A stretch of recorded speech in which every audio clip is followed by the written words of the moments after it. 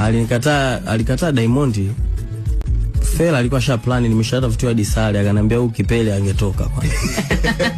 Nilimind Diamond alisema huyu angetoka kwanza awaache hao wanne.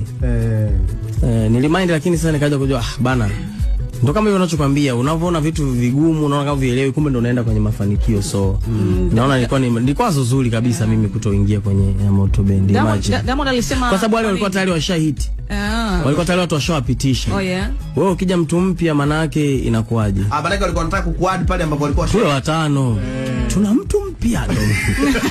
Ndio unakuja wewe. Inawezekana ikawa ndo sababu ya kuachia idea yako ya nitakupolepeta, kwa sababu ulikuwa unajua ni gang ambao mlikuwa mnakuja pamoja. Kwa sababu ile ngoma ilikuwa ni, kwa taarifa zangu niliambiwa ni ngoma ambayo mlifanya wewe na mlibidi mfanye wewe na Mbosso. Tunaanza kuandika mimi na Mbosso. Hadi verse ya Mbosso wakati tunaanza kuandika mimi na Mbosso. Sasa mimi sio naingia natafuta kujiingiza sasa kwenye, kama nilikuwa na kibao tunakuja nacho. Ndio. Kashangaa mbona kama wanaendelea wenyewe. Ikamefanya kama hicho kama chorus.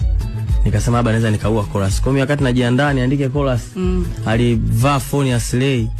Kaenda kachapa ile chorus ya nitakupolepeta. Mimi si size yako. Acha hiyo. Ile inasema unakicha, unajifanya wewe mwenda wazimu. Sidhani kama aliandika, sababu alivaa tu phone, akaimba walete. Nikaona kwa kweli